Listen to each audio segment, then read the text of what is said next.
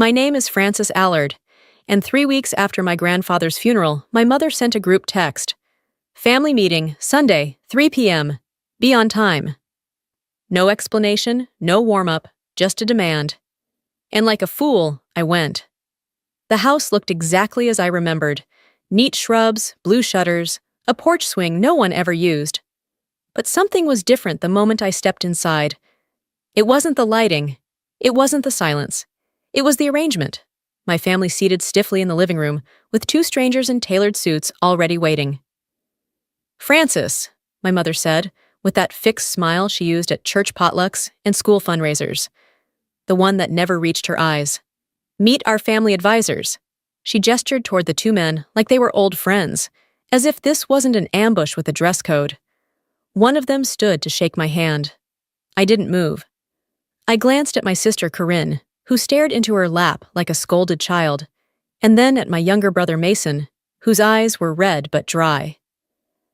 My stepfather stood by the fireplace, arms folded like he'd been rehearsing that pose for weeks. "Would you like some coffee?" my mother asked. I set my leather folder on my lap and crossed my legs. "No, I'd like to know why I'm here." "Because we're family," she said, her voice syrupy and staged, "and your grandfather would have wanted us to work together." That's when I realized what this was. Not a meeting, not a conversation. It was a presentation, a coordinated effort to make me hand over the one thing they hadn't been able to steal when he was alive, his legacy. And unfortunately for them, I'd come prepared. My grandfather, Harold Vance, wasn't just the man who raised me. He was the reason I believed in structure, in spreadsheets, in sticking to the promises you make, even when no one's watching. He founded Vance Materials when he was 27 with a rusted pickup truck and a handshake loan from a neighbor. By the time I was born, it was a multi-state supplier of commercial-grade lumber, insulation, and concrete composites. Every contractor within 5 counties knew his name. As a child, while my sister begged for sparkly shoes and Mason played with train sets, I asked to visit the warehouse. I loved the sharp scent of pine, the hum of forklifts, the way Grandpa's voice carried through the steel rafters when he walked the floor. When I was 12, he handed me my first ledger and said, "Let's see how your brain handles columns instead of crayons." I was hooked. My mother, Denise, never understood it. She liked nice things, and she liked them fast. She once told me, "Your grandfather builds warehouses. I build a life." That life included 3 maxed-out credit cards, a leased Mercedes, and a revolving door of crisis purchases, spa retreats labeled as emotional recovery, handbags bought on clearance, and charity galas for networking. The will was read 2 weeks after the funeral, in a wood-paneled conference room that smelled of furniture polish and antique leather. My mother wore black silk and oversized sunglasses, like she'd stepped off the set of a low-budget soap opera. Corinne sniffled softly through the preamble. Mason just looked confused. The executor, Mr. Halbrook, kept a steady voice as he moved through the formalities. Minor bequests, a scholarship donation to Grandpa's alma mater, a small trust for a retired employee. And then, to my granddaughter, Frances Claire Allard, I leave the remainder of my estate, including, but not limited to, all remaining shares in Vance Materials, my personal investment accounts, real property holdings, and personal effects. The room froze. I felt it before I heard the reaction. "This is a joke!" my mother spat, pushing her sunglasses up to her forehead. He must have been confused. "Read it again." "I've read it several times, Mrs. Vance," Halbrook replied, unfazed. "Your father was explicit." Corinne gasped like it was a line from a stage play. "He loved all of us. He wouldn't pick favorites." Mason didn't say a word. He just rubbed his hands together, like he didn't know what to do with them. "This isn't happening," my mother whispered. But it was. In that moment, I wasn't just his granddaughter. I was the sole heir to everything Harold Vance had built from the ground up. And I wasn't ready. Later that day, in the parking lot, my mother approached me with calm poison in her voice. "Just sign everything over," she said. "I'll divide it fairly. I'll make sure everyone's cared for. I didn't answer. Not because I was unsure, but because I needed to choose my words carefully. I need time to think. She narrowed her eyes. This isn't yours, Francis. It's ours. Family money, family legacy. That's not what Grandpa said. Her mask slipped. He was manipulated. You spent too much time with him. He wasn't well. But he had been. He'd updated the will 6 months before his death. Fully lucid, fully intentional. I remembered the day well. He'd sat me down in his study and said, "They're going to hate this. But I built this for someone who understands what it cost me to make it. That person's not your mother." It wasn't a compliment. It was a burden, a responsibility, and it was now mine. The first message came that night. It was from Corinne. "Please don't let this ruin everything. We're still your family." Then my mother. "You'll understand once you have children of your own. Family comes first." Then Mason, a single-word text at 1:43 a.m. Why? By morning, my voicemail was full. Old friends of my mother. Women I hadn't seen since the neighborhood bake sales in middle school. "Francis, I'm heartbroken. Your mother always spoke so highly of you. This is such a disappointment." Disappointment. That word showed up a lot. What they didn't see, what they'd never cared to understand, was what Grandpa and I had actually built together. Not just a business relationship, but a bond forged in mutual respect. I didn't inherit it like a lottery. I earned it, one spreadsheet, one late-night phone call, one warehouse visit at a time. But none of that mattered in the court of family opinion. 2 days later, Mason showed up outside my apartment. No call, just his hunched figure on the lobby security cam, hands jammed in his jacket pockets, looking like a kid who'd forgotten his homework. When I opened the door, he didn't step inside. "I'm not here to argue," he said. "Okay." He glanced up, his eyes bloodshot but focused. "Mom's losing it. She's already calling realtors. Says she needs to refinance the house before you freeze the assets."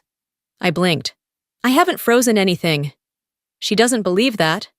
"Mason, I just wanted to warn you, she's planning something." Then he left. No hug, no handshake. Just walked back down the hall, like he wasn't sure if he belonged anywhere anymore. I closed the door and stood there, silent. Not sad, not angry, just empty. It was beginning. That night, Liam, my boyfriend, and the only person who hadn't treated me like an ATM with a soul, brought takeout and held my hand while I stared blankly at my rice. "I want you to meet someone," he said gently. "Her name's Angela Dwyer. She's a probate lawyer. Old friend from law school. She's not for a fight, unless you need one. She's for protection." I didn't answer, but I nodded. The next morning, I called Angela. We met in a quiet office above a florist shop. No mahogany desks or intimidating glass walls, just plants, natural light, and someone who listened without interrupting. After hearing everything, she leaned back, fingers steepled. "You're already in the middle of a coordinated pressure campaign," she said. "Classic family guilt tactics, but based on the will and what you've told me, you're on firm legal ground." "I don't want to fight them," I said. "I just want it to stop." "Then we prepare," she said, "just in case. Document every message, every voicemail, every visit, and no signing anything, no matter what they call it." I agreed. It sounded simple. Until the next message arrived. It was a photo, my mother shopping for patio furniture. "Retail therapy through grief," she captioned it. #self-care. That same day, she texted me claiming she couldn't afford her utility bill. And that's when I started printing everything. The formal invitation arrived in the form of a text message from my mother. "Sunday, 3 p.m., house. Let's resolve this. Bring your paperwork." No signature, no emoji, just a time-stamped grenade. Angela didn't like it. "This feels like an ambush," she warned. "It is," I replied. "But I'm not walking in blind." She offered to come. I declined. "I need to face them myself, but I want you waiting nearby." "One text," she said, "and I'll be at the door in 60 seconds. I arrived at exactly 2:59 p.m. The curtains were drawn. The porch smelled faintly of her perfume, which told me she'd been outside earlier, likely rehearsing. She opened the door before I could knock. "Francis," she beamed, hair freshly styled, teeth glinting like a campaign poster. "Right on time." Inside, the living room was arranged like a deposition. Corinne sat on the edge of the couch, spine stiff, hands knotted in her lap, Mason beside her, eyes down. My stepfather hovered near the fireplace like a bouncer. And there they were, two suited men seated in the armchairs usually reserved for family, legal pads, briefcases, wedding bantans on their left hands, smiles too wide. "This is Mr. Hale and Mr. Darnell," my mother said, gesturing grandly. "They've kindly offered to help us untangle this unfortunate misunderstanding." I nodded but didn't offer a handshake. I wasn't here to play polite. Only one chair was open, a high-backed wooden one placed squarely across from them all. Interrogation seating. I sat without a word and laid my leather folder across my lap. "Would you like some coffee?" my mother asked again, still stuck on her desperate illusion of civility. "I'm fine, let's get to it." Mr. Hale cleared his throat. "We're here today because your family is deeply concerned about the strain this has caused. No one wants a prolonged dispute, especially when your grandfather's intention was clearly for the family to stay united." I let the silence stretch. "He wrote a will!" My mother jumped in, her voice honeyed and firm. "And we're not disputing that, sweetheart. But surely you can agree that splitting everything between us would be more harmonious." "Harmony wasn't in the will either." Mr. Darnell opened his briefcase, sliding a stack of documents across the table. "This is a voluntary redistribution agreement. You retain a healthy percentage, 20%. The rest returns to the family, as was always understood." "Understood by whom?" Corinne finally spoke. "Grandpa was sick, Francis. He wasn't thinking clearly. He thought you'd know what to do." "I do know," I said calmly, "which is why I won't be signing that." Mason stirred. "Mom says if we don't sort this now, we might lose the house." "And why is that?" I asked, still calm. "Did someone take out a second mortgage again?" My mother's expression cracked for a split second, before snapping back into place. "Francis, don't do this." Mr. Hale jumped in. "It would be unfortunate if this moved to court. Claims of undue influence could muddy the estate's reputation." There it was. The threat, dressed up in legalese and polished leather. I placed my hand on the folder. "Before I respond, I'd like to clarify one thing." I looked at Craig. 6 months ago, you mentioned to Grandpa's nurse that you'd already put a deposit on a property in Naples. Was that with inheritance money you hadn't yet received? His mouth opened, then closed. "I have a recording," I continued, "and a paper trail." My mother's smile vanished.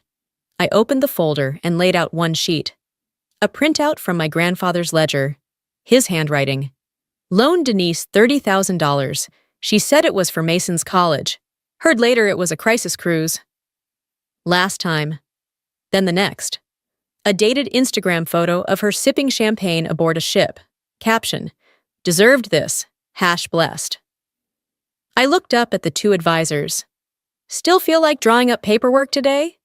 They didn't answer. Neither did anyone else. My mother stood so suddenly, her chair scraped against the hardwood. "You ungrateful little—" I didn't flinch. I just slid another paper across the table. "May 8th. You told Grandpa Rachel needed emergency dental surgery. He gave you 20 grand. I glanced at Corinne. "You were in Scottsdale that weekend. Spa package, right?" I remember the monogrammed robe. Corinne went pale. Craig cursed under his breath. "Francis, this is low, digging through a dead man's notes to twist his memory against his own family." "He wasn't confused," I said. "He was exhausted, and he kept records because he knew this would happen." I reached for the last item in my folder, a sealed envelope, slightly worn, addressed in my grandfather's looping script, for Francis. If they come for it. I didn't open it. I didn't need to. But the two men in suits were already shifting in their chairs, the confidence draining from their posture. Mr. Hale adjusted his tie. "Miss Allard, we were told this would be a cooperative conversation." "It was never going to be that. And you're not legal counsel, are you? Just pressure brokers. I turned to my mother. You didn't tell them I already retained a real lawyer, did you? She's in a car outside. One word from me, and she's at the door. The two advisors stood up in near unison. We'll excuse ourselves, one muttered, snapping his briefcase shut. Mrs. Vance, we were unaware of any pending counsel representation. My mother's expression turned to stone. This isn't over, she hissed. Actually, I said, standing, it is. I gathered my documents, slow and deliberate. I'm not signing anything. I won't enable your spending, and I won't let you rewrite the past just because the present no longer suits you. You owe us. I owe Grandpa. That's who I'm honoring. Then Mason stood. Everyone froze, even Craig. I didn't know, Mason said quietly, about the cruise or the spa, or that you used my name to take money from him. He looked at Mom. You said Francis was selfish, but you lied. About everything. Mason, sit down, she snapped. No. The word hit like a bell. He turned to me. Can I come with you? I nodded.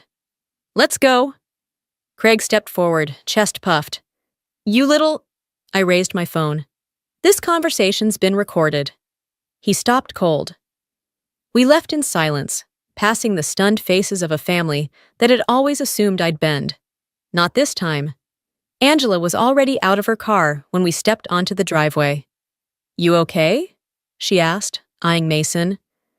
He's with me, I said. And we're done here.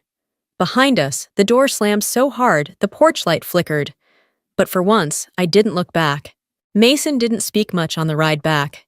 He sat in the passenger seat, staring straight ahead, his fingers occasionally tightening around the seatbelt.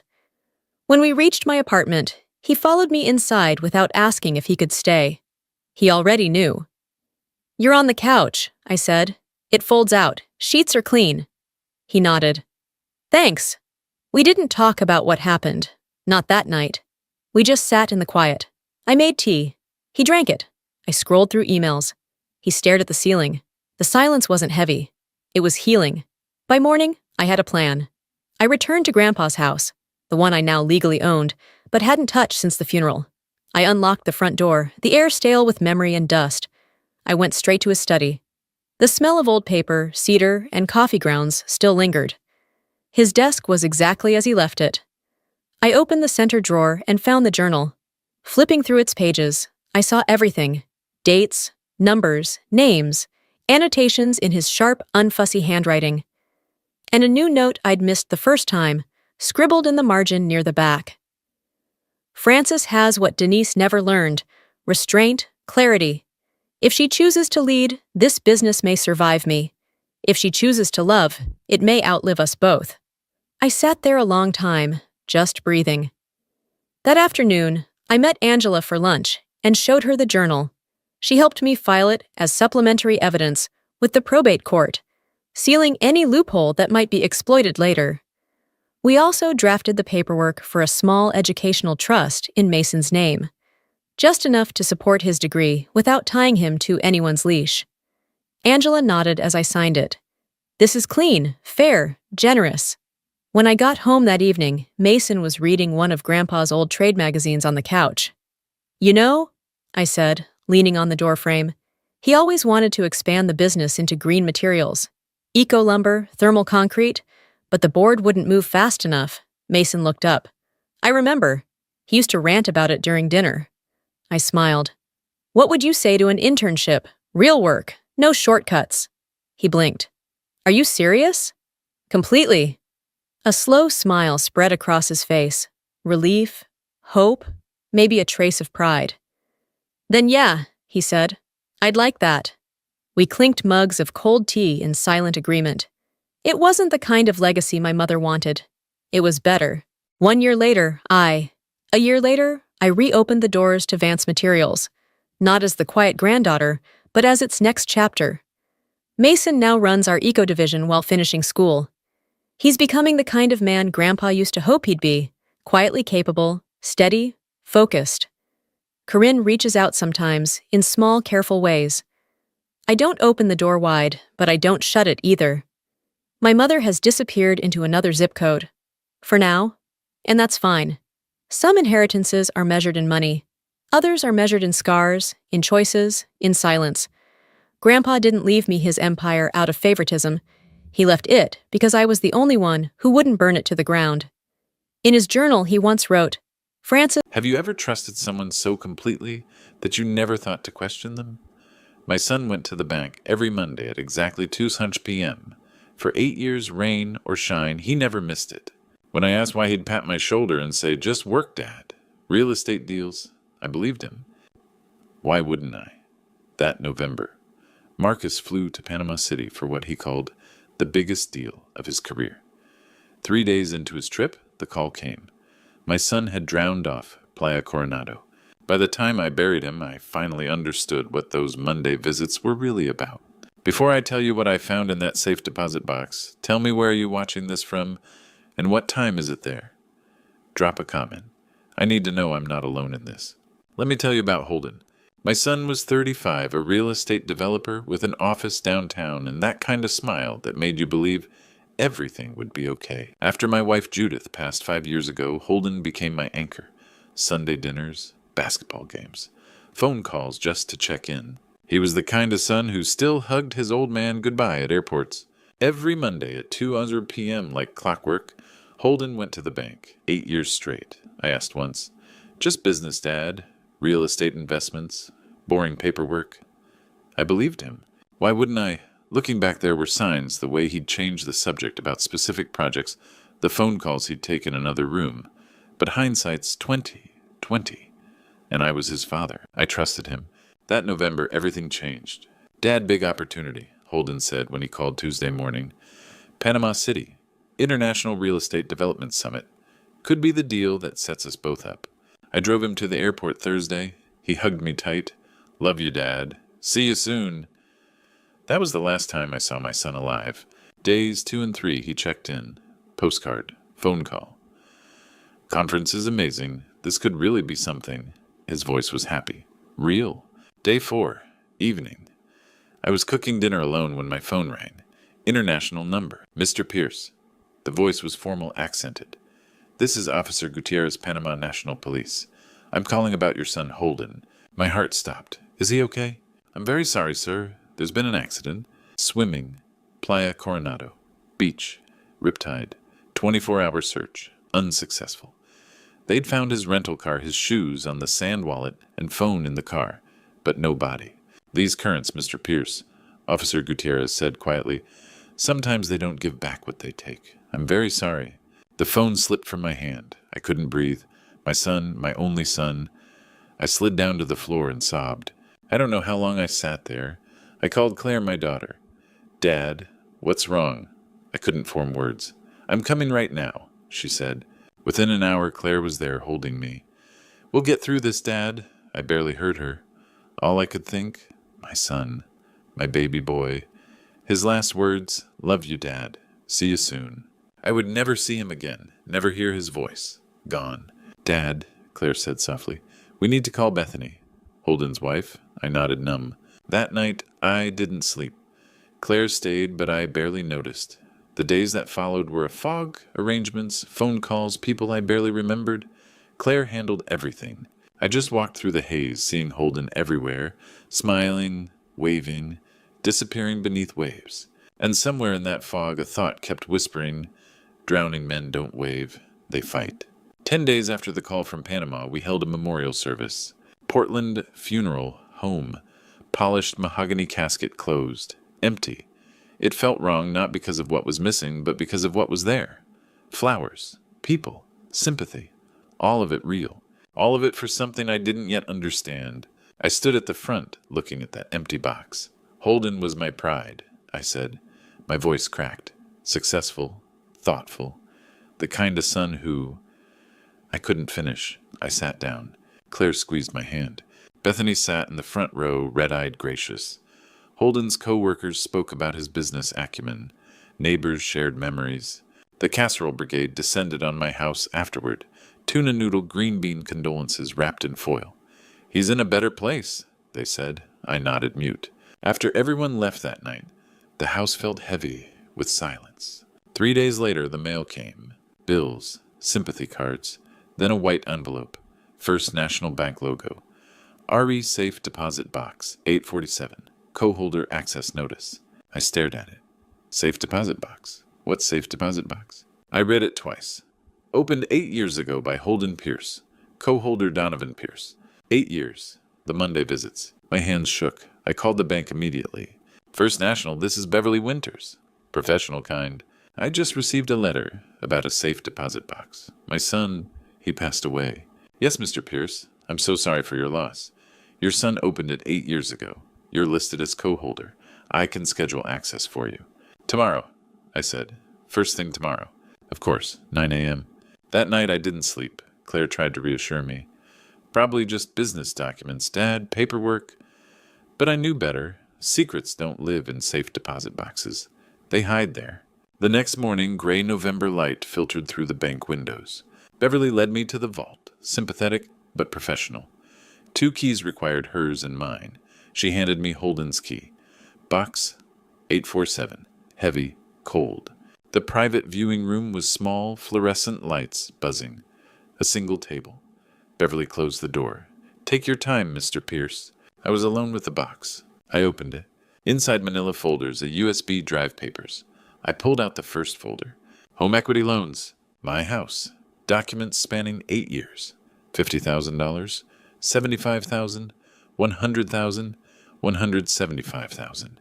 Total $400,000. The signatures looked like mine, but they weren't. I knew my own hand. These were close, too close, forged. The final page foreclosure notice, 90 days overdue. My house. The house Judith and I bought 40 years ago. Gone. I couldn't breathe. I opened the second folder. Investment losses, real estate projects. Panama City condo project, $250,000 lost. Costa Rica resort, $300,000 lost. Cabo development, $250,000 lost. Total $800,000 over 8 years. Holden's business wasn't successful. It was hemorrhaging money. Third folder. My hands wouldn't stop shaking. Life insurance policy. $500,000 policy on Holden's life. Beneficiary listed, not Bethany. Kelsey Whitmore, Panama City, Panama. I didn't recognize the name. The last item was a handwritten note. Holden's handwriting. Dad, if you're reading this, I'm gone. I'm sorry. I thought I could fix it before you found out. I tried. God, I tried. But I couldn't. I'm sorry for what this will cost you. I love you. H. The paper slipped from my hands. My vision blurred. The room spun. A knock. Mr. Pierce, are you okay? I couldn't speak. Beverly helped me copy everything. I walked out to the parking lot and sat in my car for an hour staring at the papers in my lap. $1.2 million. He'd destroyed me over 8 years. And I never knew. Never asked. I walked into that bank one man. I walked out another. My son was dead. But the nightmare. It was just beginning. The next morning, Claire arrived with her laptop. I hadn't slept. Documents from the safe deposit box were spread across the dining table like evidence. Claire took one look at me, set down her computer, and said, Dad, sit. I've been up all night digging. I showed her everything. Loans, losses, the insurance policy with Kelsey Whitmore's name. Her face hardened. That bastard? I flinched. Still, my son. Still. I'm sorry, Dad, she said gently. But we need the truth now. No sentiment. Exhausted, I nodded. What did you find? Claire opened her laptop. Holden's business. Smoke and mirrors. She pulled up his company website, sleek, professional, but all stock photos and no real projects. His LinkedIn had grand titles, but only 47 connections. Suspicious for someone claiming major deals. Business registry records showed he'd filed paperwork, but barely operated. No permits, no project filings. Then she opened the tax documents Bethany had shared. Income last year, $65,000. Not the $200 he bragged about. Next, she opened his digital calendar. Every Monday at 2 p.m. for 8 years. Notes read, bank paperwork, refinance. He was signing loan documents, Claire said, shuffling money. Using your house, your credit, your name to stay afloat. My stomach twisted. For 8 years. 8 years. While telling you he was building our future. She switched tabs. Now Kelsey Whitmore. A Facebook profile appeared 32 blonde, bright smile. Worked in hospitality at a Panama hotel. Photos of beaches, sunsets, cocktails. 3 years of posts. Claire scrolled. Look at this. 18 months ago. A photo of clasped hands, the man's hand visible. She zoomed in. Dad, the watch. Silver dive watch, worn leather. Strapped the one I gave Holden for his 30th birthday. Judith had helped choose it. My chest tightened. Claire kept scrolling. 14 months ago, same apartment view. 11 months silhouettes of a couple captioned, Paradise with my love. 8 months, an arm around her shoulders, a Celtic knot tattoo on the forearm. Holden's tattoo. I'd driven him to get it at 21.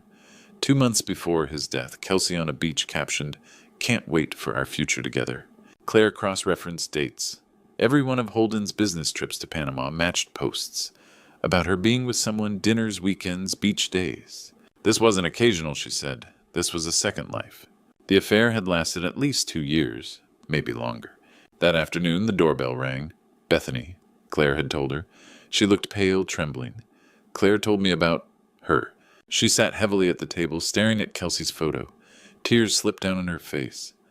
I didn't know. I swear I didn't know. She pulled out Holden's phone record, still in her name. Dozens of calls to a Panama number over 2 years nearly daily. He said it was a client. A big deal. And I believed him. Then she mentioned the life insurance. 6 months ago, he said we needed to update it. Estate planning, he said. I signed everything. Trusted him. She looked at me helplessly. If I had just asked. We both trusted him, I said. She left in tears. Silence settled. Claire stared at the photo of the clasped hands, the watch glinting. For a long time, neither of us spoke. Then I said quietly, What if he didn't die? Dad, they never found a body. Just his car, his shoes, some debris. I tapped the insurance policy. $500,000 to his mistress. $1.2 million in debt under my name. No body. You tell me what that looks like. Claire slowly closed her laptop. We need a private investigator. I nodded, because suddenly mourning my son felt premature. What if the man I buried had never died at all? 1 week later, I sat in a downtown Portland office. Elliot Grayson's space was clean and modern walls lined with photos from international cases. Grayson himself, early 40s, an ex-FBI, had sharp eyes that seemed to read everything at once. Claire had found him. Best in the business for international work, Dad. I laid out the whole story, the supposed death. 4 days into a Panama trip, nobody recovered the safe deposit files showing $1.2 million in forged debt. The insurance policy naming Kelsey Whitmore the affair documented by photos and phone records. Grayson took steady notes. Mr. Pierce. This pattern is classic stage death insurance fraud. Rare, but your son matches every indicator. No body. Foreign partner. Large payout. Heavy debt. Convenient timing. He slid a folder toward me. Investigation in Panama requires $10,000 upfront, 2 to 3 weeks.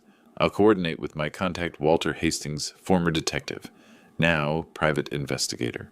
If your son is alive, we'll find him. I hesitated. It was nearly all the savings I had left. Dad, we have to know, Claire whispered. I signed the contract with shaking hands. Grayson paused at the door. If we do find him alive, what then? Then I'll decide, I said. The next 2 weeks crawled by. I couldn't eat or sleep.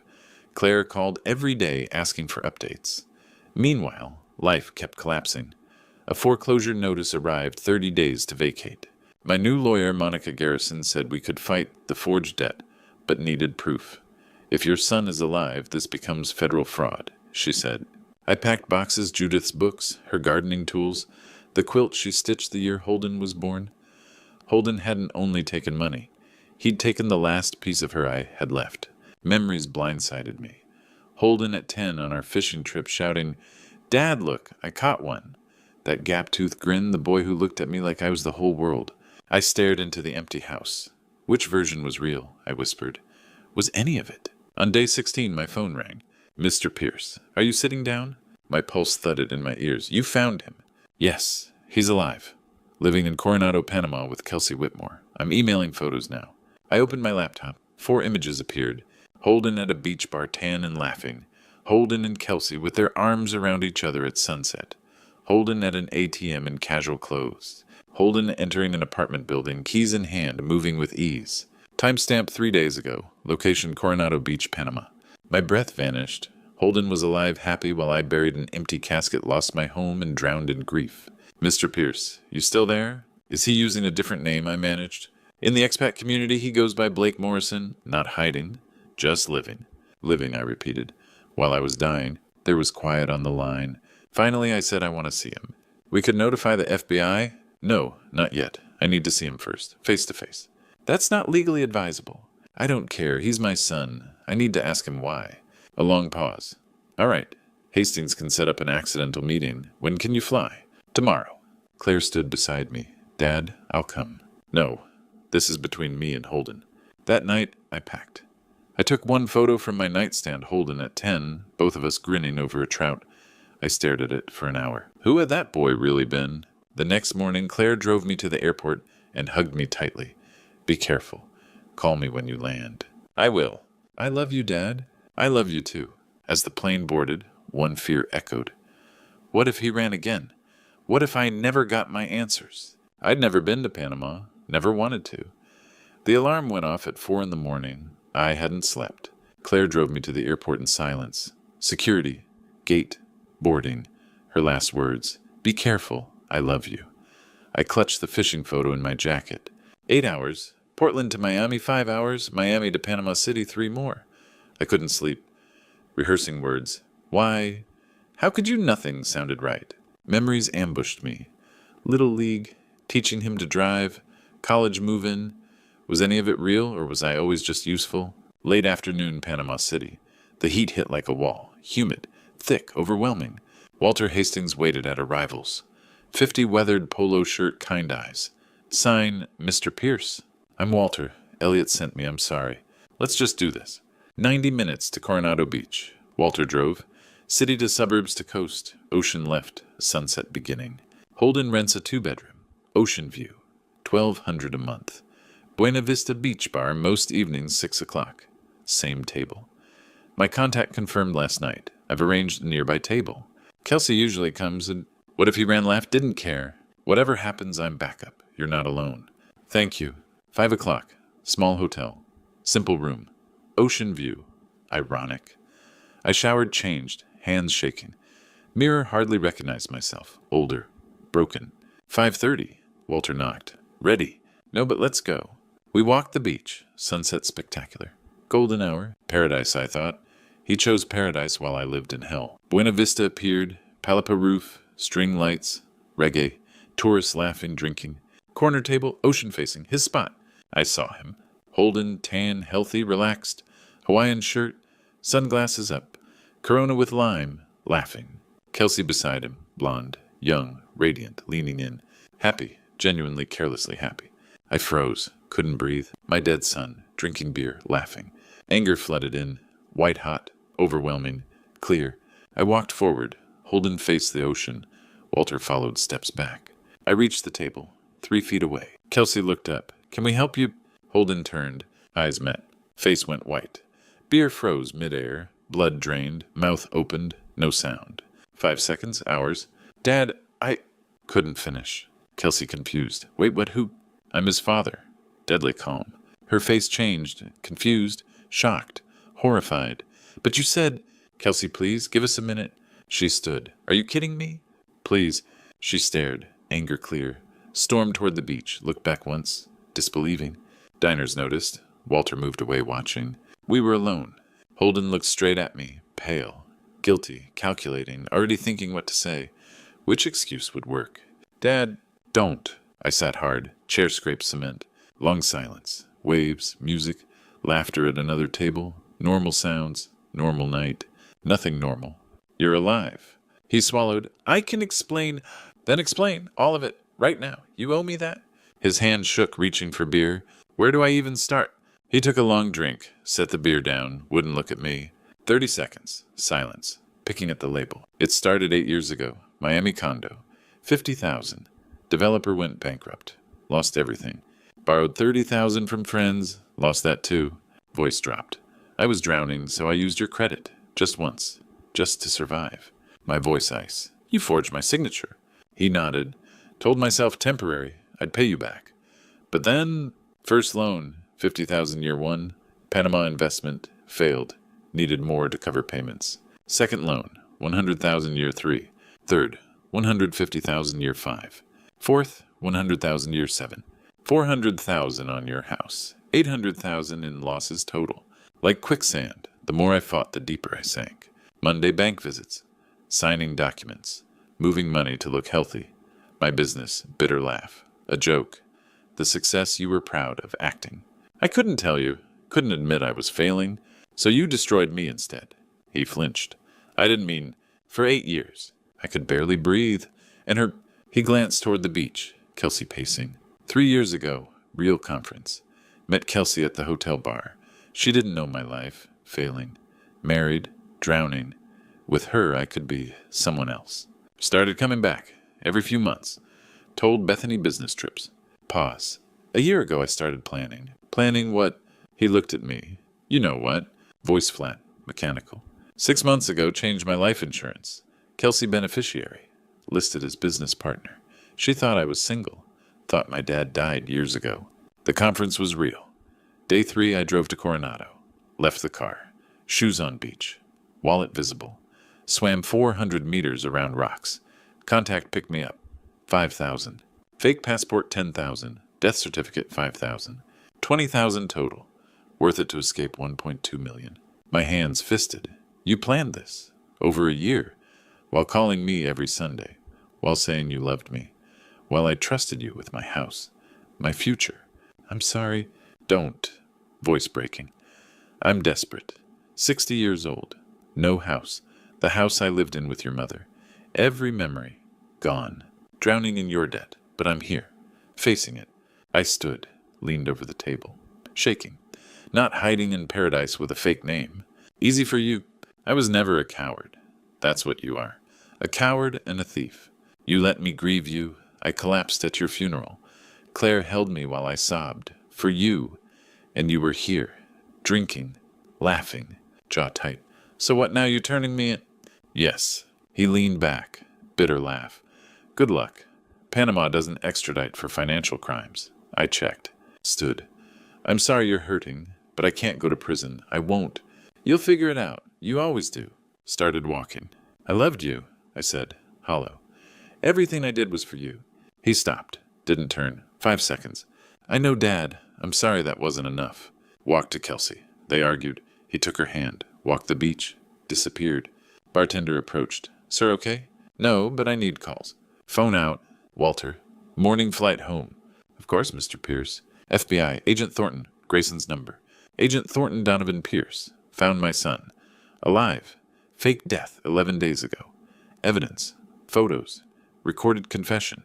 Ready to press charges. Pause. Mr. Pierce, Panama does have extradition treaty. Your son was wrong. Good. I want him to face what he's done. The flight home the next morning felt far longer than the one to Panama. Grief stretches every minute. Walter drove me to the airport for my 6 a.m. flight, and I spent the whole trip staring out the window, replaying Holden's confession. Every lie, every excuse, every cowardly shrug. I listened to the 18-minute recording twice. His voice was unmistakable. I forged your signature. I faked my death. Worth it to escape. Proof of everything. Late afternoon in Portland, Claire met me at arrivals and hugged me hard. Dad, what happened? In the car, I told her about the bar, Kelsey and Holden admitting everything before walking away. Her knuckles whitened around the steering wheel. He's a bastard. Back home, she cried. I didn't. I felt emptied out. Now we fight, I said. The next morning, we met with my lawyer, Monica Garrison. I played the recording and showed her the forged documents from the safe deposit box. She listened carefully, then said, This is clear federal fraud. She listed the charges forged. Signatures, wire fraud, bank fraud, identity, theft, insurance fraud. The recording was admissible under Oregon's one-party consent law. We need to involve the FBI immediately. I already called them from Panama, I said. That afternoon, we met with Agent Thornton. Disciplined, methodical, he reviewed everything. Your son committed multiple federal crimes. Extradition from Panama is possible, but it takes time, months, maybe more. We'll coordinate with Panamanian authorities and Interpol. Be patient. I nodded. I just want the truth to be acknowledged. 2 days later, Bethany came over with boxes of documents, computers, and Holden's phone records. She looked exhausted. Take everything. I want him to pay for what he did to all of us. She said she'd filed for divorce, abandonment, and fraud. Being a fake corpse speeds up the paperwork, she said bitterly. She showed me the life insurance claim she'd filed. The company was now investigating. Bethany, you're a victim too, I said. We both are, she whispered. 1 week after Panama, the final foreclosure notice arrived, 14 days to vacate. Monica explained the reality: we could fight it, but proving fraud would take months. Legal fees would drain whatever equity remained. I walked through the house. Judith and I built together her kitchen, her garden, the living room where the kids grew up. Holden didn't just steal money, I said. He stole her memory. Over the next 10 days, I packed everything worth keeping: Judith's books, her quilt, a few photos. On day 13, I found a small one-bedroom apartment downtown. 650 square feet view of a parking lot, but it was mine. After paying for the investigator, lawyer, and deposit, I had $8,000 left. Claire helped me move. 2 truckloads. The rest I donated or sold. That night I sat alone on the floor with an air mattress and a suitcase. Then an email arrived from Blake Morrison, PanamaAgmail.com. Subject: sorry, Dad. Just 2 words: I'm done. Attached was a wire transfer receipt, $50,000, sent to my account 3 days earlier. The note read, "For the house. I'm not heartless. Don't try to find me. I've moved. New city, new name." I stared at it for a long time. Conscience or strategy? I forwarded everything to Agent Thornton and Monica. The next morning, Monica called. "FBI is moving forward. Extradition is a long process. Months, maybe longer. Can you handle the waiting?" I looked around the bare apartment boxes, air mattress, silence. "I don't have a choice," I said. "I want justice, however long it takes." 6 months later, everything changed with one phone call. 6 months in limbo. Library work, 20 hours weekly, $15 an hour. Small apartment. Careful spending. Weekly calls with Monica. Still waiting. Panama. Monthly FBI updates. Paperwork processing. Month 2. Handwriting expert confirmed forgery. Month 4. Debts removed from my name. House sold, money to legal fees. 47,000 left. Not enough to buy anything. Enough to survive. Month 5. Bethany's divorce finalized. 6 months, 3 days after Panama, I was shelving books. Phone rang. Agent Thornton. "Mr. Pierce, we got him." I sat hard. "Holden arrested this morning, Coronado. Panama Police FBI coordination. Same bar. Buena Vista. Old routine. Thought he was safe. Thought we'd give up. He was wrong. Extradition approved. 2 weeks transfer. Federal charges, Portland. Trial 3 months out. No bail. Flight risk. Next 3 months preparation," Monica warned. "Strong case. Confession, forged documents, fake death. But trials unpredictable." Bethany and I subpoenaed. Claire attended hearings. 2 months before trial, I saw Holden, orange jumpsuit, handcuffed, thinner. Our eyes met. He looked away. No words. Trial lasted 3 days. Portland Federal Court. Day 1. Jury selection, opening statements. Prosecutor: "This man faked his death to escape consequences." Day 2. Evidence. Witnesses. Monica testified. Bethany took stand.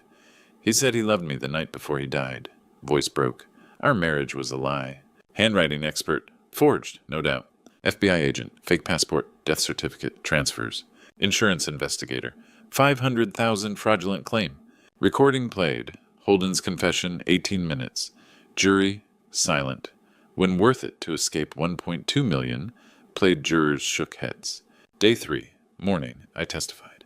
"Mr. Pierce, tell the jury what this did." I took the stand. Holden was my son, my friend, my pride.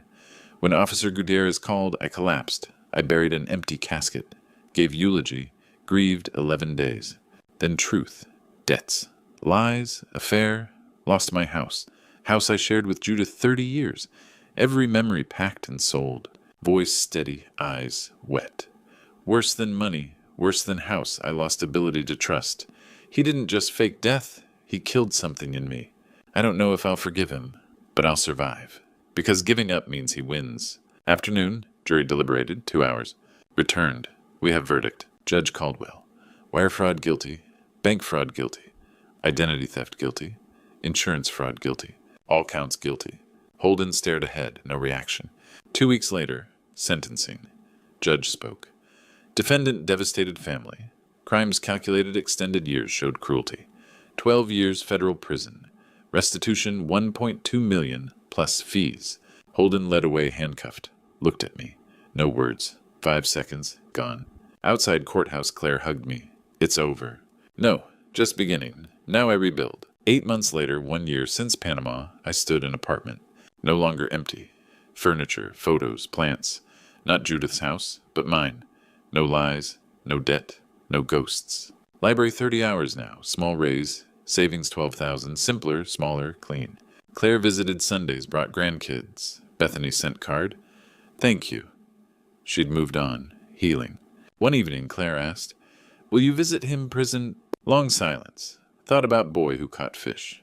Man who faked death. Two people. Same face. Maybe someday. Not now, not yet. What will you do? Calendar on wall. Tomorrow night. Community center. New purpose. Tomorrow I have somewhere I need to be. Claire smiled. Mom would be proud. I hope so. I really hope so. 18 months after Panama, 6 months after the trial, I stood in a circle at the Portland Community Center, a multi-purpose room with fluorescent lights and the smell of coffee. 23 chairs, people arriving with the same haunted look I once had. 6 months ago, I founded this group, Financial Abuse Survivors. Every Tuesday at 7. Free. Open to anyone. I stood at the front and said good evening. 18 months ago, my son faked his death to escape $1.2 million of debt he put under my name. He's now serving 12 years in federal prison. I'm here, like you, trying to rebuild. People shared. Gerald, 70. My caregiver stole $180,000. Forged checks. It wasn't the money. It was the betrayal. Nancy, 50s. My brother borrowed for 20 years. $200,000 in total. Destroyed my retirement. How do I forgive that? Tyler, 20s. My wife drained our accounts. $75,000 in hidden credit cards. Gambling addiction. I still love her. That's the worst part. Everyone nodded. Love and betrayal often coexist. After they finished, I spoke.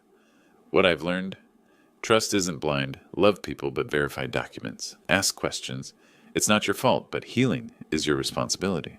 They made their choices. You choose what happens next. I paused. Forgiveness isn't required to heal. Some days I think I forgive Holden. Other days I remember the lies, the debts, the empty casket. Maybe forgiveness isn't the point. Maybe moving forward is. At 8:30 the meeting ended. A young man approached. My father died 2 weeks ago. I'm finding debts I never knew about. I don't know where to start. I recognized his fear. Start with the truth. Gather documents. One step at a time. It feels impossible now, but it won't always. I handed him a card. Monica Garrison, best financial fraud attorney in Portland. Tell her I sent you. Claire walked in and said softly, Mom would be proud of you, Dad. I smiled. I lost the house. But I found something else. Purpose. These days I teach financial literacy at the community college. Tuesdays and Thursdays. I speak at high schools about senior centers about warning signs of financial abuse. Next month I'm writing an article for AARP magazine. That week a letter arrived from the federal prison in California. Holden's handwriting. Dad, I know you won't write back. I don't deserve it. But I need you to know I'm sorry. Not because I'm in here, because I hurt you. You taught me better. I think about you every day, about the man you are, the man I should have been. I hope someday you can forgive me. I understand, if you can't. Holden. I read it 3 times. I didn't respond, but I didn't throw it away. I put it in a drawer. Maybe someday I'll answer, not today. That night I stood at my apartment window looking at the quiet street and city lights. 2 years had passed since the call telling me my son was gone. People ask if I forgive him. Honestly, I don't know. Some days, yes, he's my son. Other days I remember the forged documents in that safe deposit box. Maybe forgiveness isn't what matters. Maybe what matters is what I see on my fridge, our group photo. 23 people rebuilding from ruins. Holden tried to destroy me, but he didn't succeed. I'm still here, still standing, still building. If you're reading this, and any of it feels familiar, secrecy about money excuses your gut telling you something's wrong. Listen to that feeling. Ask questions. Look at the documents. And if you've already discovered the truth, if you're standing in the ruins like I was, you're stronger than you think. The person who hurt you didn't win. You're still here. You can rebuild? I did, and so can you. Looking back at my story now, I see things clearly. This grandpa's story isn't just mine, it's a warning. Don't be like me. Don't let love blind you to the truth. I trusted completely, never verified, never questioned. That cost me everything. Here's what this true story taught me. Trust, but verify. Always. Love doesn't mean turning a blind eye. It means caring enough to ask the hard questions. Check documents. Know where your money goes. Financial secrecy in any relationship is a red flag you cannot ignore. I asked God many times why this happened to me, why my own son I still don't have all the answers. But I've learned this. Sometimes the hardest lessons come from the deepest betrayals, and sometimes surviving them reveals the strength you never knew you had. This isn't just another grandpa's story you scroll past. This true story is real. It happened to me, and it could happen to you. So I'm asking you, don't wait until it's too late. If something feels wrong, investigate. Protect yourself. Protect your future. Learn from my mistakes so you don't have to live through them. And if you're already standing in the ruins like I was, you're stronger than you think. You can rebuild. I did.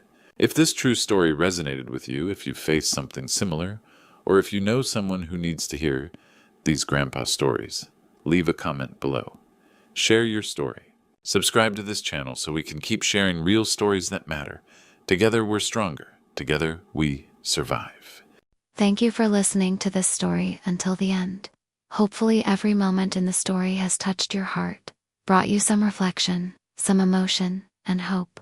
Thank you for taking the time to experience it with us, and hope that each next story will always accompany you on your life journey.